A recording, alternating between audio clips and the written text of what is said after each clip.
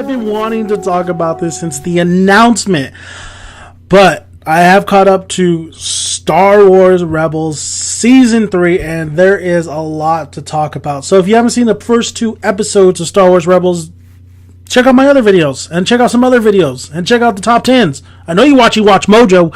Anyway, let's get started, man. I mean, Star Wars Rebels, when they announced that an expanded universe character like Thrawn would be in this season, I was like losing my shit. I'm like, oh my, yes, the expanded universe characters in the books. Some of them are just absolutely awesome and amazing. And of course, my number one expanded universe character, one of my favorite one, is Mara Jade. So I'm hoping this gives hope that Mara Jade might make a appearance in, or at least be mentioned even in the life of Luke Skywalker. And if Rey's his daughter, you know, what you could really bring in an expanded universe storyline that has to deal with Mara Jade and Solo's son, so Jacen Solo. So I mean, they could really bring that in for the next film, but who knows? I don't think they're going to go that route, but I would love to see Mara Jade in this. So, but let's talk about Thrawn, and let's talk about season 3 of so far of Star Wars Rebels. And I think this has the great potential of being the best Star Wars Rebels season. And I say this because you have finally a villain that could really stretch out a season, that can, even though Thrawn hasn't been in the season just yet, we had that what was it, like an hour special of the first episode and getting everybody involved, but you have different kind of villains now in season 3, and the last episode had to deal with Darth Maul and being wanting the crystal, or the cosmic cube, or whatever, the Sith cube.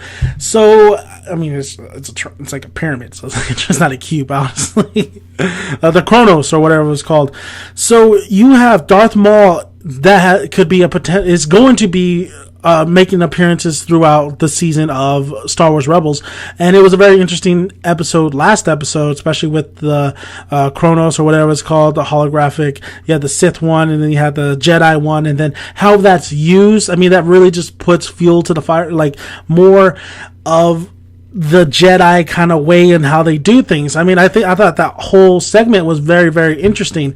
And then you also have Thrawn. Thrawn was introduced in the first episode, and this dude, like, if you read him in the expanded universe, you know this guy is the shit. He's smart, cunning, and he uses art to figure out his enemies. So when he says let them go, he is looking at the overall big picture. So absolutely just cannot wait to see what this character brings to the table, because I know he's going to bring something to the table. I think the voice acting for Thrawn, not what I pictured it when I was reading it, but overall I think it's a solid choice for Thrawn, because he sounds intelligent. He doesn't have to scream. He doesn't have to make threats to you to really convey like he's a badass. So just a different overall character.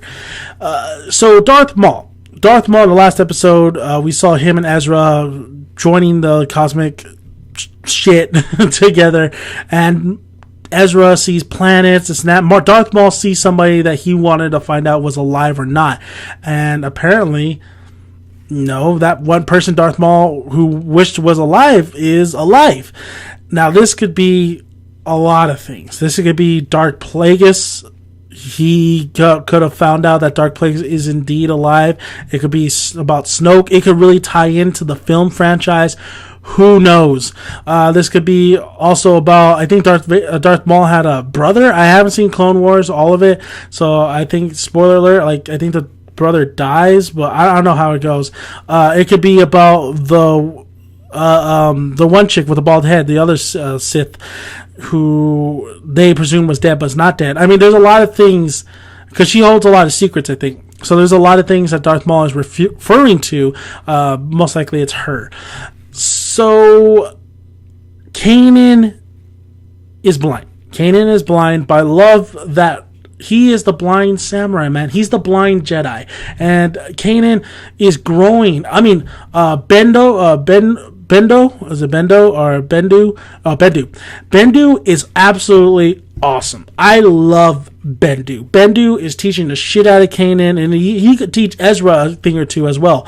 I love Bendu. I love the voice of Bendu. I love just overall this creature who is one with both sides of the Sith and then the Jedi. So I love that. I love the neutral side of it, because I think I think you gain more power of just being able to harness both of those, of the hate and then the darkness and then the light. I mean, I think you gain so much more if you are able to balance those two, because what is everything about? Balance. And if you could balance those two and not be corrupted by either one, I think you are a very powerful being. Not a Jedi, not a Sith, but a being. So Bendu is absolutely in your face. He's a badass. Ezra my boy finally got a haircut. Think he needs an upgrade on the suit, though. I don't like the color scheme, honestly. I think it's time for him to maybe get some of that, nice gray, nice white. Maybe not, but the suit, I mean, it just still seems like Ezra is still a kid with the costume or the suit that he's wearing. But Ezra is, I think, this is an intriguing part in Ezra's life. Him trying to find that balance, him using that Sith Chronos to almost like destroying him and just hurting his friends, and then being a commander in the first episode and leading a troop, but somewhat of a troop, or just leading a mission, honestly. So Ezra really interests me as a character going forward to season 3. Especially, I think there's going to be a lot of, there might be a lot of deaths. There might be not a lot of deaths, but there might be one moment where Ezra really, this is where, when Kanan dies, where's Ezra gonna turn? Is he gonna go to the dark side of the Force, or is he gonna go to the light side of the Force?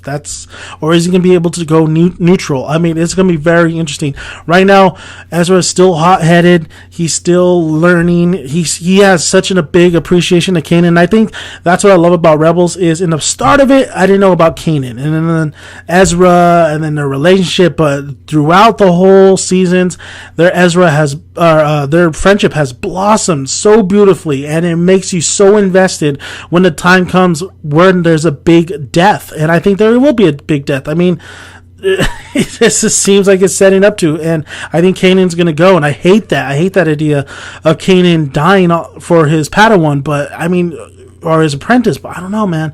I don't know. I mean, I love Hera, though. Hera, my girl Hera, she's still the same as in last season. She hasn't grown too much. She's still the motherly figure of the Ghost Ship. I mean, Hera absolutely is a badass. I love every time she's on screen. You could tell she has definitely there's a relationship between Hera and Kanan. There's no doubt about that. And I absolutely love that relationship. I think it works. And I don't think they're shoving it in your face too much or really giving you hints here and there, which is absolutely fine. Sabine is a character I need more from. This character is very popular, and I was very intrigued by her character, and she's one of my favorites. But the problem with Sabine is she just doesn't get enough as you would think she would get. I mean, there is some episodes here and there from last season that was absolutely fantastic. I'm hoping this season she establishes more of a relationship to either Ezra or we see more of that relationship between her and Hera, or her and Kanan.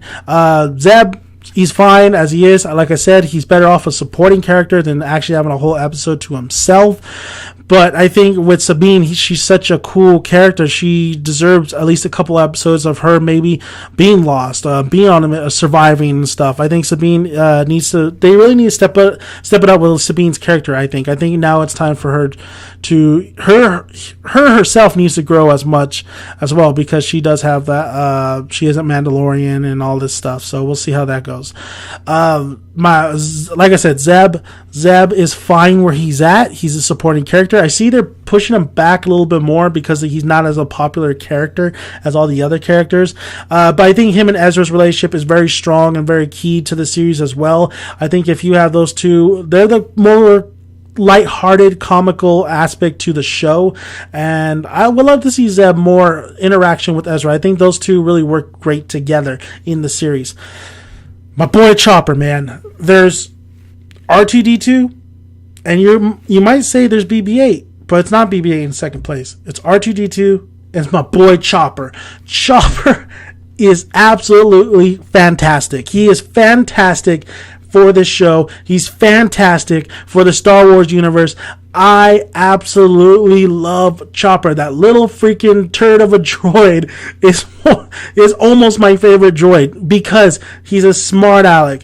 He's stubborn. He's lazy. He does when he has to do, but he ends up saving sometimes their asses, a lot of the crew's asses. So Chopper complains, and that kind of sounds like me, but he ends up doing exactly what the mission calls for. But Chopper is absolutely a fantastic character. I love Chopper. He brings that snarky kind of attitude, and he's just a droid. So Chopper is one of my favorites. So talking about season 3 and overall what I'm looking forward to in the future is I'm looking forward to more Thrawn episodes coming up.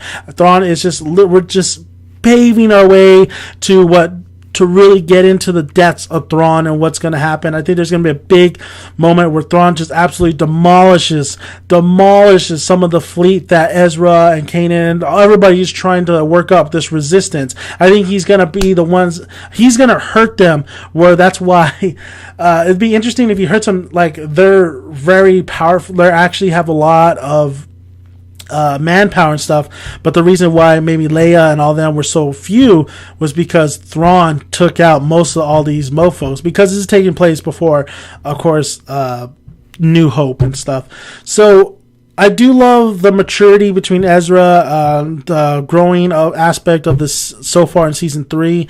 I think so far the first 2 episodes are great. I think it's a great 1-2 combo, going 1, introducing Thrawn, introducing Ezra as more mature and stuff, and then 2 with the second straight right was Darth Maul, and I think Darth Maul is such an interesting character, and people love Darth Maul, so of course you want Darth Maul in season 3. So I think we're going to get that, we're going to get Thrawn, and then we're probably going to have a nice little meetup between Thrawn and Darth Vader, which would be absolutely awesome, and we'll see where Darth Maul's journey goes to. And I think the Ghost crew, I think there's going to be a heavy loss towards the season finale of season 3. I think it feels a little bit more mature. At least the tone feels a lot mature, not as fun and lollygagging mission wise like the other previous seasons. It seems like this season we have a goal in mind, and we're striving to we're going to see more of a crazier episodes along the way. It's not going to be just, oh, we got to go rescue this person, we got to go steal this. It's going to be more of, they have to fight off Thrawn and they have to fight off Darth Maul. There's going to be a lot of things. I mean, last episode was a rescue mission, but it was interesting because we're gaining more knowledge of what the Jedis do and what the Sith Lord's religion is. Like, we're gaining more knowledge of that if you don't read the books, if you don't read the comics. So absolutely, I'm super excited. Star Wars Rebels, baby. If you're watching it, check it out. I'll be reviewing it every single week. Love me some Star Wars Rebels. I hope you love some Star Wars Rebels too. Rogue One, it's on its way, so I'll probably make another video talking about Rogue One. So thank you guys for listening.